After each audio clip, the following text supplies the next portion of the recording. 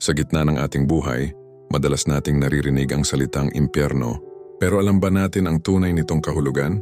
Hindi ito simpleng kwento o katang-isip lamang. Ito ay isang lugar na dapat nating pag-isipan ng mabuti. Ang impyerno ay isang lugar ng walang hanggang pagdurusa. Isipin mo ang pinakamasakit na karanasan sa iyong buhay, ngunit walang katapusan. Hindi ito temporary, hindi ito mawawala. Para sa mga taong hindi tinanggap si Jesucristo bilang kanilang tagapagligtas at hindi nagsisi sa kanilang mga kasalanan, ito ang kanilang magiging destinasyon. Pero may magandang balita. Hindi ito ang nais ng Diyos para sa atin. May paraan para maiwasan ang impyerno. Simple lang ang solusyon, ngunit nangangailangan ng tunay na commitment.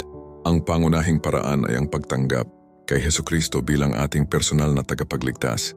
Isipin mo ito, kapag may sakit tayo, pumupunta tayo sa doktor. Kapag may problema tayo, humahanap tayo ng solusyon. Sa ating espiritual na buhay, si Jesucristo ang solusyon. Siya ang daan, ang katotohanan at ang buhay. Ngunit hindi sapat ang simpleng pagsasabi na tinatanggap natin si Jesus. Kailangan din ng tunay na pagsisisi.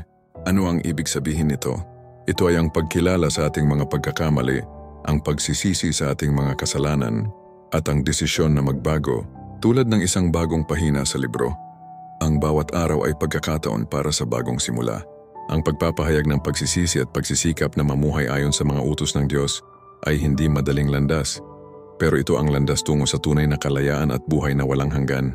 Kaya ngayon, habang may pagkakataon pa, isipin nating mabuti ang ating buhay.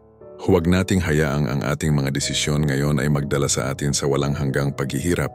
Ang pinto ng kaligtasan ay bukas para sa lahat. Tanggapin natin si Jesucristo. Magsisi tayo sa ating mga kasalanan. At simulan ang bagong buhay na may kapayapaan at katiyakan ng kaligtasan.